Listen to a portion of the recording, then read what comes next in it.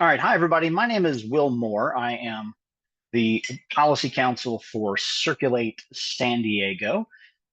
Circulate San Diego we are co-hosting this event today with a couple of other organizations.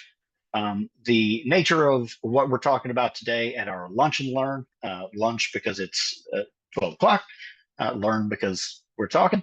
Um, uh, with a couple other organizations. So let's tell you who we're talking about here. Jeremy, can you give me the next slide? So I work at Circulate San Diego. I am the policy counsel at Circulate. I am most of the policy department at Circulate. We are a nonprofit think tank and planning agency whose mission is to create excellent mobility choices and vibrant, healthy neighborhoods. We promote public transit, safe streets, and sustainable growth. We have successfully led campaigns to transform empty parking lots into affordable homes, implement free transfers for transit riders, and for local jurisdictions to adopt Vision Zero to end traffic fatalities and serious injuries. Our most recent policy wins were advocacy for the San Diego city budget to include additional funding to fix our most dangerous intersections, the Fatal 15 here in San Diego. That was just actually last week. Other policy victories we've had recently, where it looks like we're getting a University City Community Plan, which is a neighborhood here in San Diego, through the city council in a way that's going to really improve that neighborhood and housing affordability in the area. And so a lot of our work is done on the local level here in San Diego. This one is more of a state initiative. Next slide.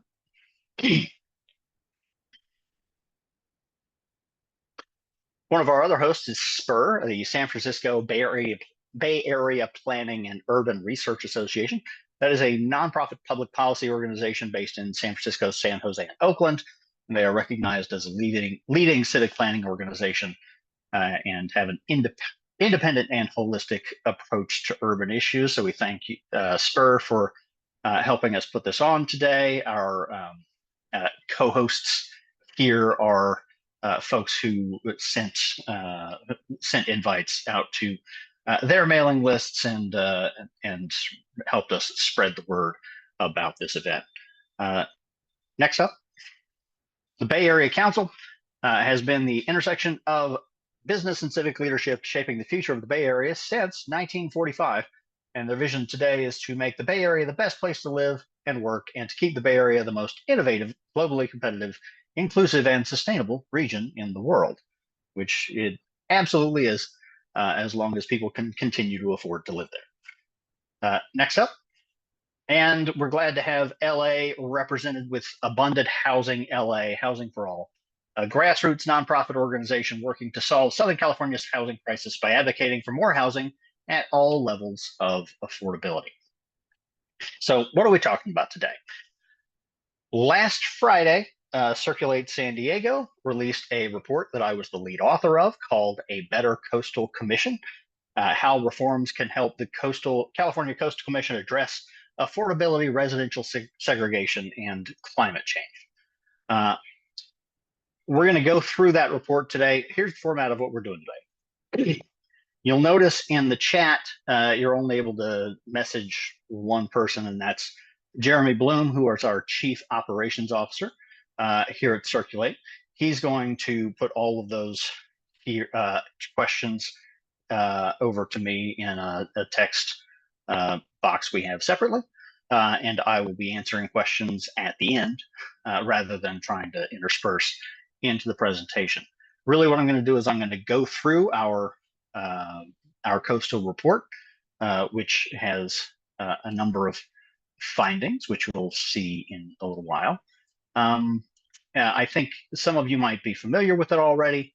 If you're not, you can go right now to circulatesd.org/bettercoast, and that will be the homepage of the report. You can look at a mobile-only version. You can download a PDF, and you can look at on that page some of the recent press coverage that the report has received, along with some of the responses we've gotten from the folks at the Coastal Commission and some coastal commissioners.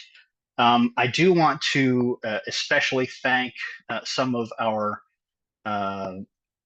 colleagues from the Coastal Commission for joining us here today. I see a couple of names I recognize in the list here as folks who are from the Coastal Commission, so I'm glad we're having this dialogue and listening. I look forward to chatting with you more about ways we can make things better in ways we, I'm sure all agree, need to happen.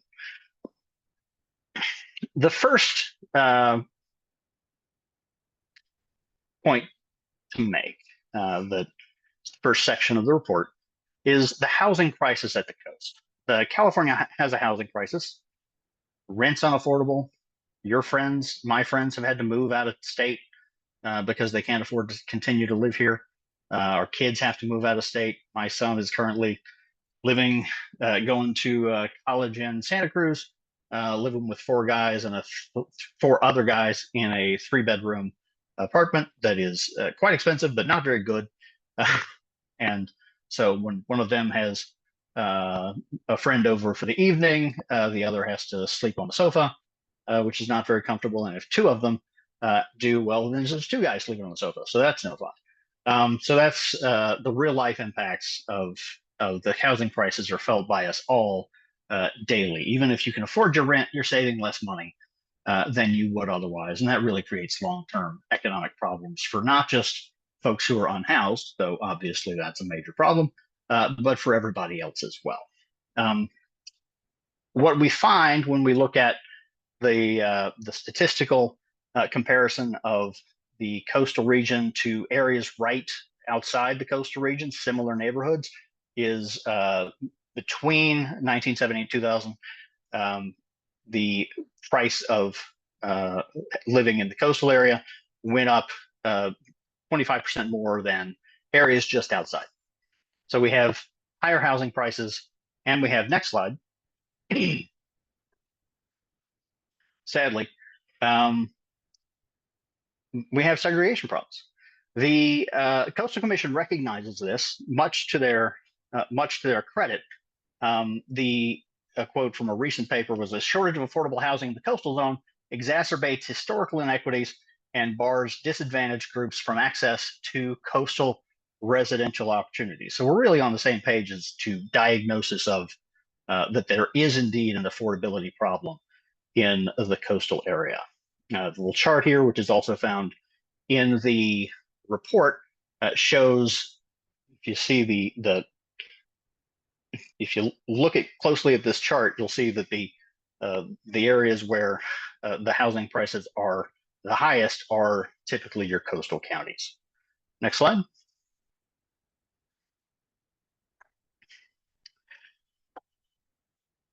Obviously, this is a statewide crisis. It's not just at the coastal zone. The coastal zone is kind of where some of it emanates from, but it's not just the coastal zone.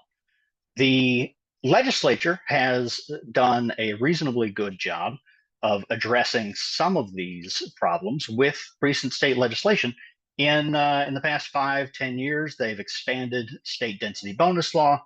They've reformed permitting for accessory dwelling units, the granny flats, casitas, whatever one calls them, reduced parking mandates, allowed homes on land zoned for retail and offices, and done other reforms to streamline and clarify permitting processes. The point of all of these and the upshot of all of these is to remove some discretion from the local jurisdictions, which tend to say, "Oh, we love the idea of more housing, just not here. Just maybe you can do it in the next neighborhood over, the next town over." And so those discretionary processes have been well established to make it more difficult to build housing, because when you go and you say, "Yeah, I want to build a 30 unit apartment complex," maybe it's zoned for that area, but that's not exactly how the process works. Next slide.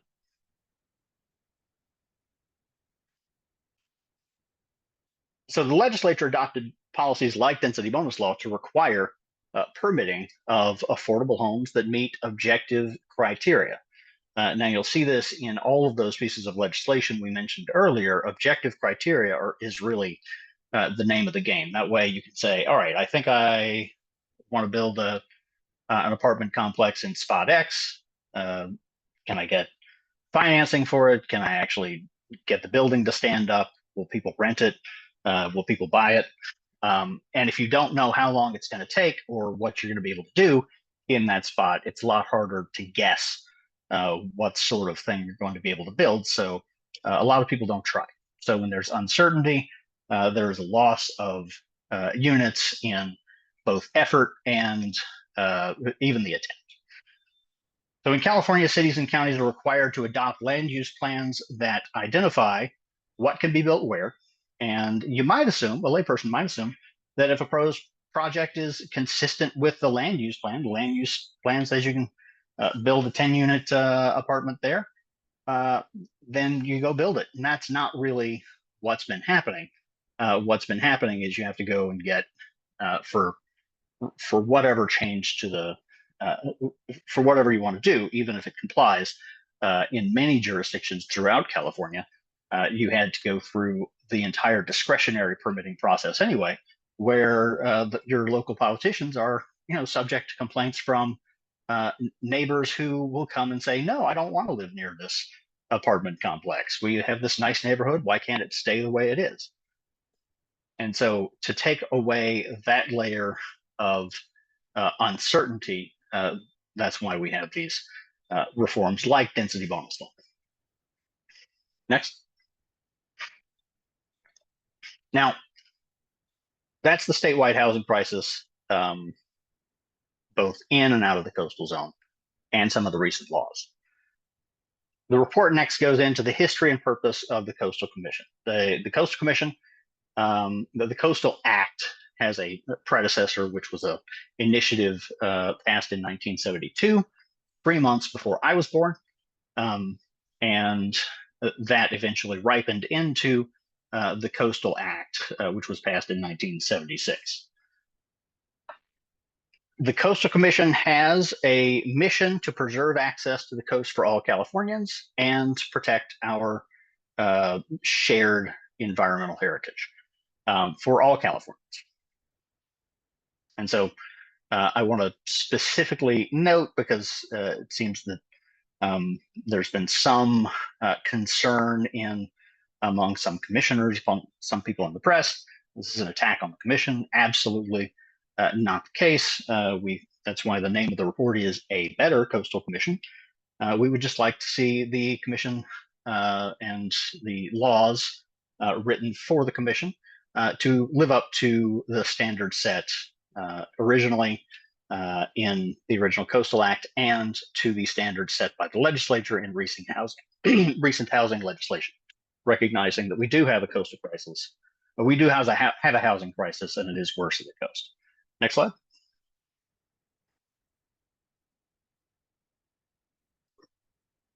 So one of the structural things I want to note is the Coastal Commission is there to protect access for all Californians. The Coastal Commission is a 15-member body, 3 are non-voting, so from state agencies. 6 of those commissioners are, by statute, have to be from the coastal area. And that statute, if you want to look it up, is Government Code 3031, 30301, subsection E. And as a practical matter, the folks who are interested in being on the Coastal Commission also tend to be from the coastal area. So what you have is folks from the coast who are have mandates set forth to protect everyone's access, but it's so disproportionately just the folks from the coast that sometimes you don't always get that flavor. As a result, you have, and most of these folks are local elected officials who are concerned sometimes necessarily and rationally a little more with the folks that elect them to their local elected office than folks who live outside of that jurisdiction, which they're supposed to be, and that's fine. But that structure is perhaps long-term has generated some ill effects that we see in the failure to live up to the ability to do coastal access for all Californians. Next slide.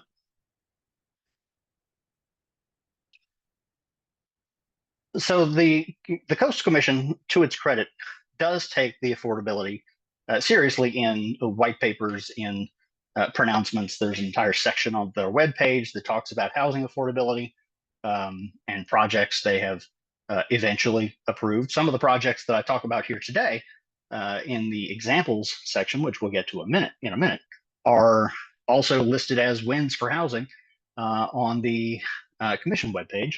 And I think you'll find that we don't necessarily agree on what a win for housing is. But in words, if not always in deed, the Coastal Commission absolutely recognizes that access to the coast is necessary, both not just for people visiting the coast, but for living there. In 1981, the California Coastal Commission said meaningful access to the coast requires housing opportunities as well as other forms of coastal access. If the coast is not to exclude the less affluent members of society and become an exclusive enclave of the wealthy, affordable housing must be protected, encouraged, and where feasible, provided. And there are other parts of the law in that area that and the history of the commission in that area, where they say density bonus law is something that we recognize as useful in the coast. If there's a severe housing shortage, there's reason to have just market rate, just additional housing.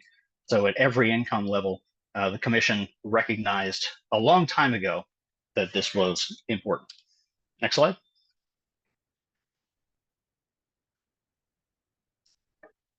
One thing they also mentioned, a lot of the coast is single family. If you look out in our neighborhoods here, Point Loma, La Jolla, Del Mar, you'll see a lot of single family homes. There are some apartments. But as the Coastal Commission said in its report on the historical roots of housing inequity and impacts on coastal zone demographic patterns in June of 2022, single use and single family zoning institutionalized the discrimination that has been occurring in property deeds and covenants and redlining and all of these other things. That is an excellent report. There's a hyperlink to it. All of the citations in the report have active hyperlinks that go about a third of the 91 of them are specifically to resources at the Coastal Commission.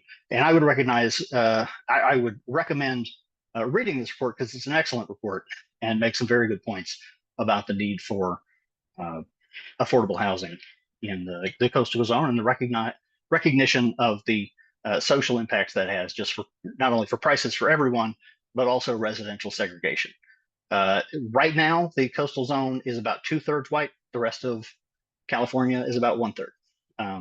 And that is a disparate impact that is palpable, even if you just walk around the neighborhoods themselves. Next up. So briefly, because this gets technical and it gets boring and I don't want to put you to sleep too much, the Coastal Commission doesn't actually judge for itself most individual applications for housing developments or transit or other sorts of developments. What happens is the Coastal Commission will typically approve a local coastal plan. The local jurisdiction, whether it be Santa Cruz, San Diego, Oceanside, will submit an application to say, here's the way we think we should comply with the Coastal Act and recognize all of the values and constraints of the Coastal Act. And the Coastal Commission will say, either we think you should do a little better, try this, try that, or yes, that's fine. Eventually you have a local coastal plan where the local land use of the local jurisdiction is lined up with the Coastal Act by agreement of both the local jurisdiction and the approval of the Coastal Commission. In a zone 100 feet first major road, from the ocean, there is an appeal process where anyone when a project is fully approved under local zoning, local coastal plan from the local jurisdiction, that can be appealed to the Coastal Commission for by anyone who participated in the local process. That person doesn't necessarily have to be from the area. They don't have to have any other stake, except they have to have participated in some way in the local process.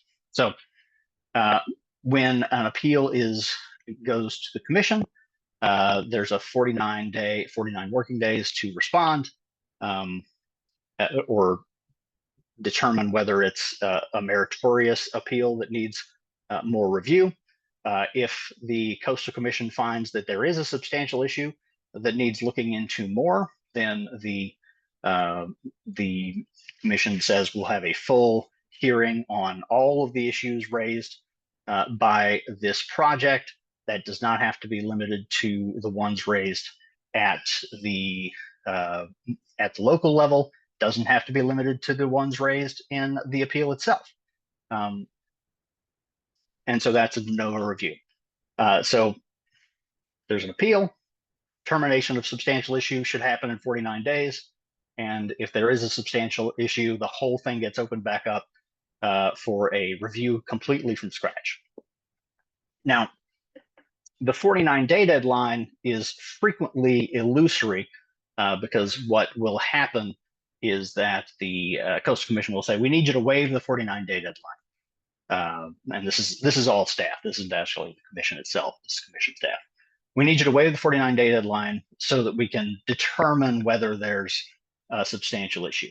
And you'll see some of the effects of that. That happens a lot of the time. We don't have statistics from the Coastal Commission as to how often that is. Some of our partners have asked for those, and we're told to just go find them themselves, but it's a slog. So we would love to hear that from the commission if they happen to have time to pull that information. But from anecdotal reports from both reviewing the appeals and talking to a number of developers, it's frequently, and you can't waive for just a limited amount of time. You have to waive forever, and we'll see the effect that has in a moment. So that's where we're at. The local coastal plans are agreed on by the commission and the local jurisdiction, that this is both local zoning and complies with the Coastal Act. And then in this zone closer to the coast, there is an appeal process that can take some time and potentially open up to make you entirely redo your permitting process in front of the Coastal Commission. Now, go next. So what we've done here in this report is we've taken those appeals and we did look specifically at the appeals, because the appeals are where we can pull out the behavior of the commission when they respond to individual projects. Because in that non-appeal zone where the local coastal plan and just the panels, boards, and councils of the local jurisdictions are involved, it's hard to say whether it's the local jurisdiction, whether it's the Coastal Commission, whether it's an interpretation of the Coastal Act that's creating some sort of issue. So you don't get that clarity to make some of the determinations of who is getting the job done and who's preventing the housing from getting built. So we have 5 examples. There actually aren't that many appeals. And these are 5 examples over the last 5 years. And that is more than it sounds like, because the appeals heard are actually pretty limited every month. So first up, we have, Jeremy, the most recent, Pisani Place in February of 2024. And this one is still pending, but the commission found, this is, to set this up, this is a little condo apartment complex, I think 8 units, 3 of which were deed restricted affordable. The density bonus allowed for an extra 11 feet of height, a little less on the setback. And that went up to the commission in February of this year. And it's in the Venice area of Los Angeles, about a mile from the beach. And the staff recommendation was that there should be a substantial issue, which means a de novo review, a full review of the entire project, which had already been approved unanimously by both the local and city authority.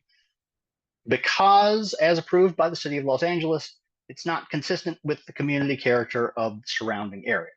Now, that staff report goes on to say that the reason it's not consistent is that the surrounding area is 1 and 2 story single family and multifamily homes, basically not consistent with the single family area.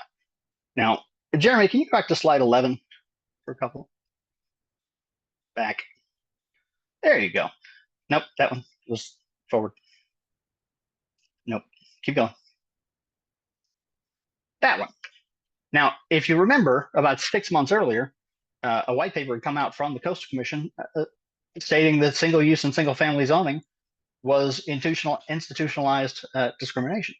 And the Pisani Place example is in there just kind of illustrate that the words that we're saying about the need for action don't match up with the actions themselves when we look at the record of how the Coastal Commission is evaluating these projects. Go back to Pisani Place. So there were other issues discussed at the Coastal Commission hearing that day. One of them is there was objections from some of the commissioners, and this is actually outlined in the staff report, that the affordable units, the 3 affordable units, weren't good enough, they weren't big enough, etc. The problem with that, next slide, is that the 3 people who already lived in the affordable units on the site and would be preferred to move into the affordable units in the new project all supported the appeal. They wrote in writing and supported the project and opposed the appeal. This is a example of one of those emails, and it's on the website for the Coastal Commission in the file. I'm one of the 3 tenants that qualifies for one of the low-income units, having lived on the site for the last 32 years. 34-year veteran of Los Angeles City Schools, music teacher at a nearby high school. And yet, objections to the theoretical quality of the affordable housing overrode the desires of the actual folks who would live in it. So what we have illustrated in the Pisani Place example is, with respect to the single family zoning, the commission not living up to its own standard that it set just 6 months earlier in its white paper, illustrating that what we say theoretically doesn't match up to what we say about an individual project, and also objections to theoretical desirability for some affordable housing eligible person does not get overridden by the fact that actual people want to live here. So that's Pisani Place. Continue.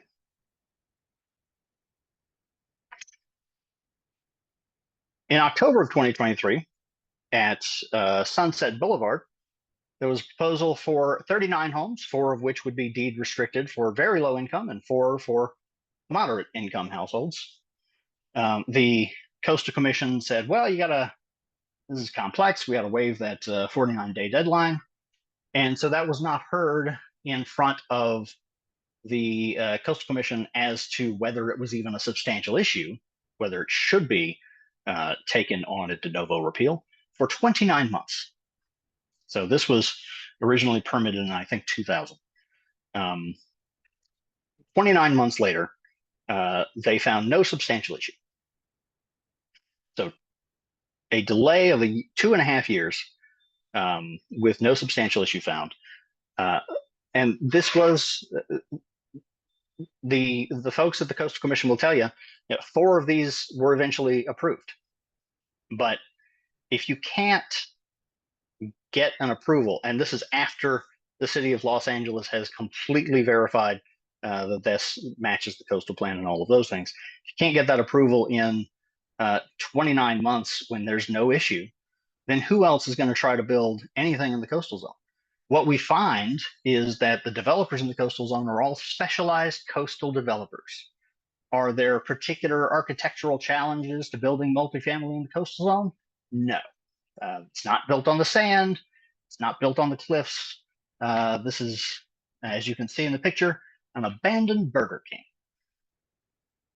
Building something there is just like building an abandoned Burger King in replacing an abandoned Burger King in Fresno as far as any of the technicalities of building are concerned.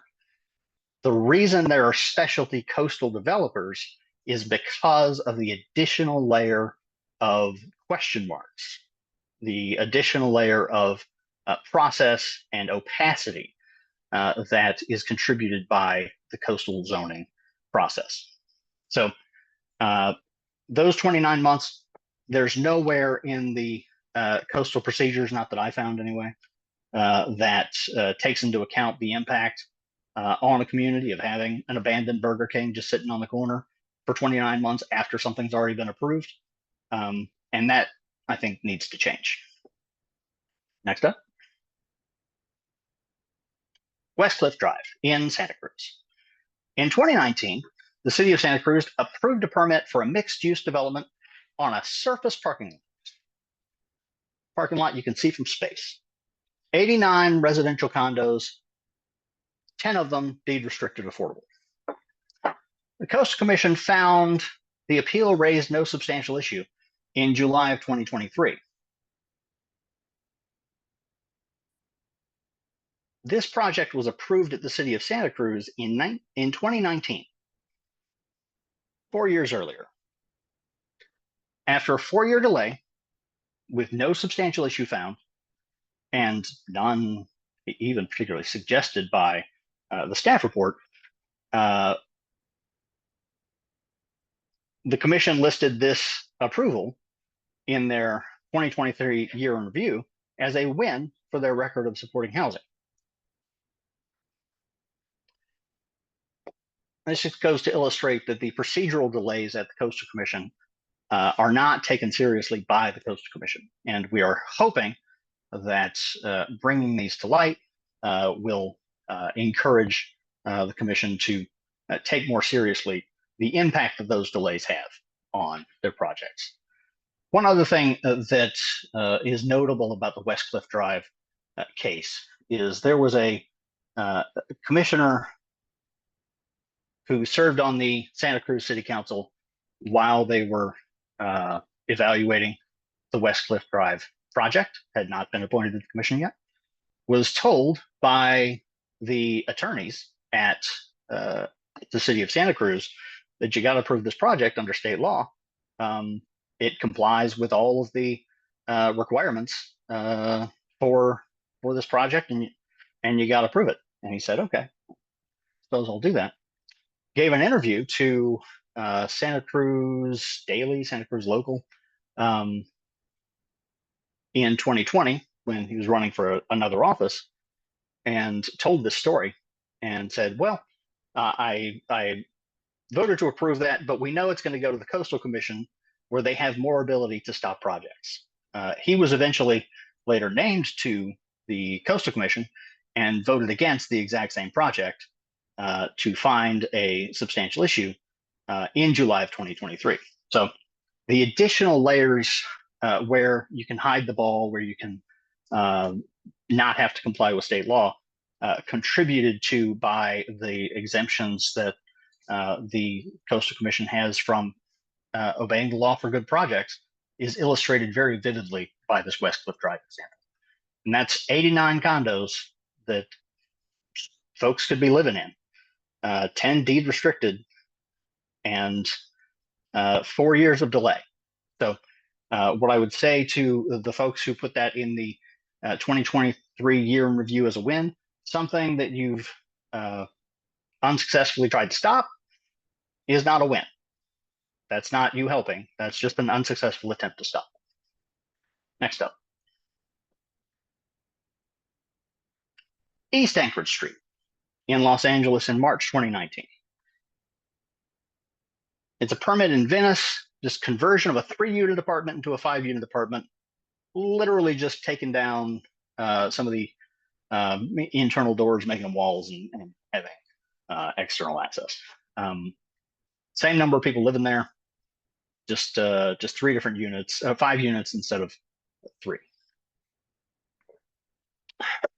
Density bonus law allowed for a parking concession that allowed a reduction in the parking minimums.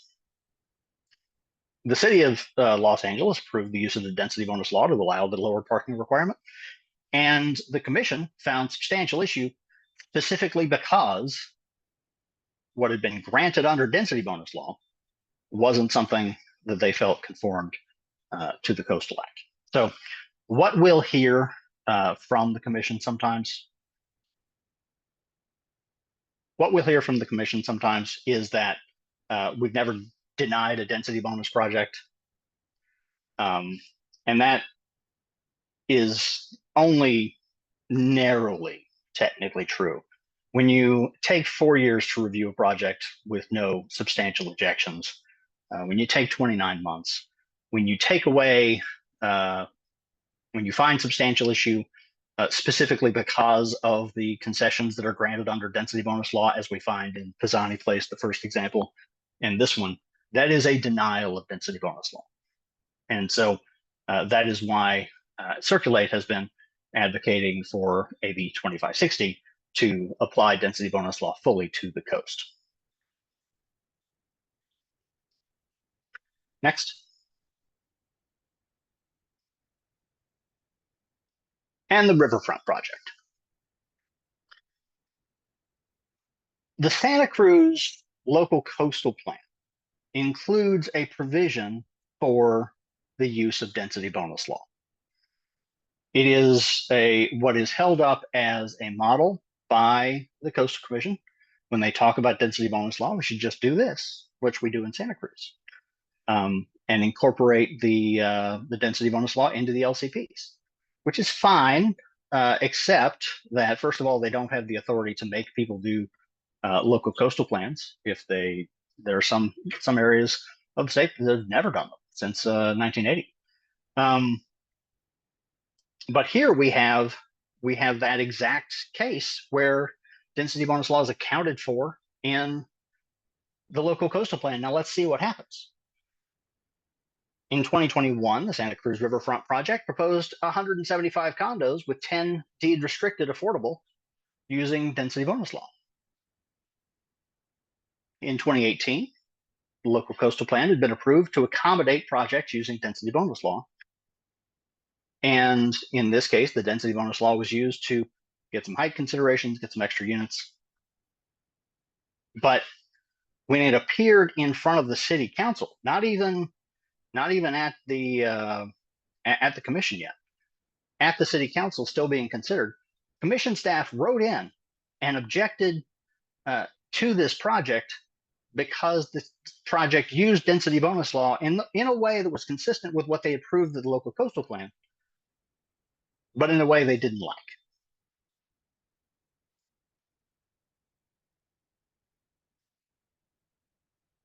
Now, this is a project right across the street from the main transportation hub in the entire county. As the Assistant Director of Planning of the City of Santa Cruz noted. And the commission had itself approved this local coastal plan, but objected to its use. And so when we hear that local coastal plan, the local coastal plans just need to incorporate density bonus law, that doesn't seem to be respected very much when the time comes to actually approve the project.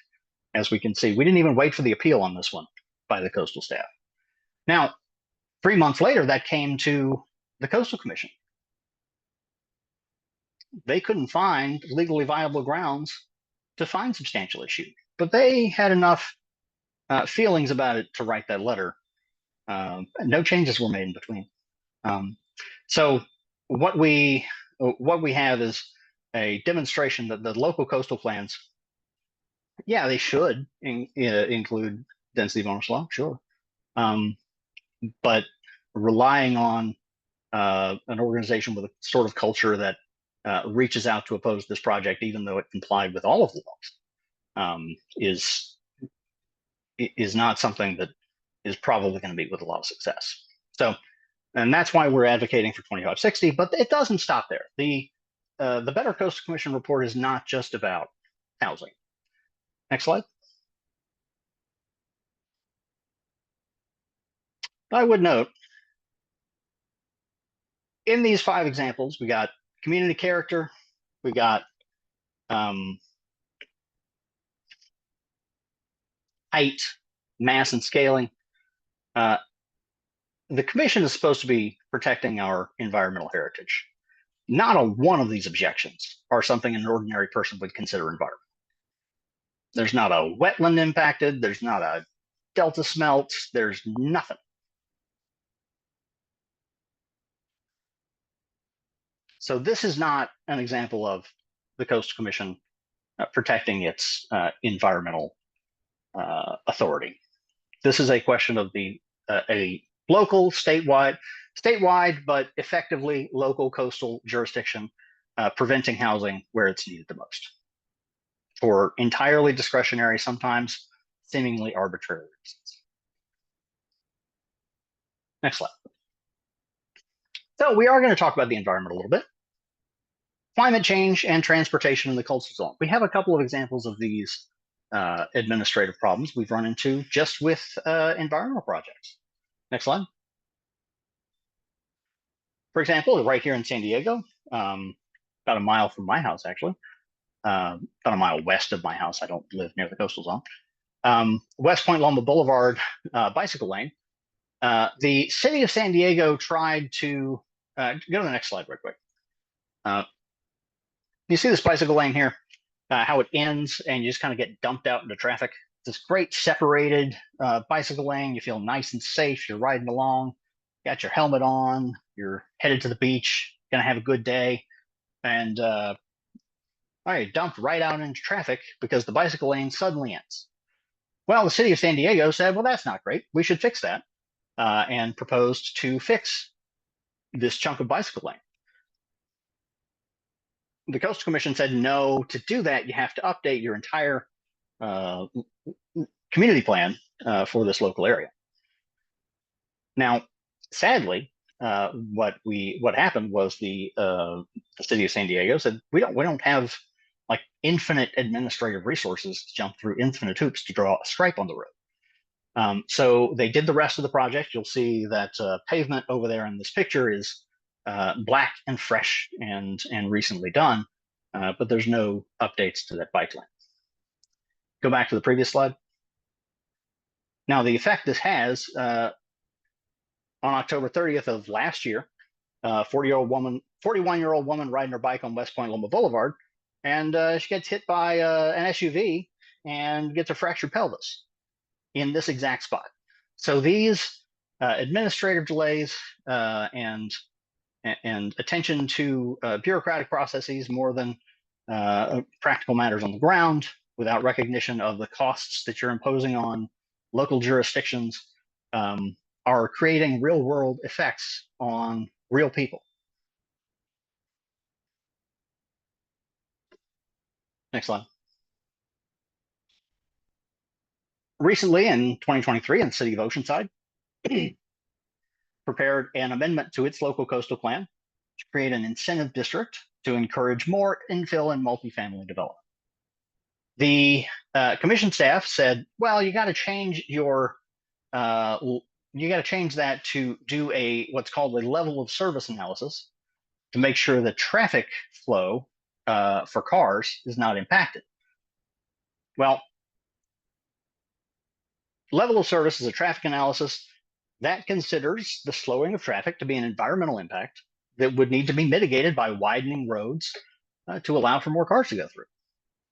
That has been widely discredited in science and policy. And in 2013, the legislature in SB 743 began a process to prohibit level of service for use in environmental impact statements in CEQA. But what the commission has done here is not illegal, because this is not a CEQA analysis. But what it does go to show is we're using outdated car preferring methods of analysis to veto local efforts to have more housing zoned, more transit, more bicycle, more walking access to the coast. And so this narrow approach to preferring auto travel over other means of travel is outdated, not used in other parts of the law. The legislature has told most people to stop doing that. They didn't tell the Coastal Commission specifically, in fairness. But at some point, you have to update your methods to recognize that the car travel preferences of folks, perhaps at the commission, are not 100% up to date with the way that we, the rest of Californians, consider our environmental policy needs to work. Next.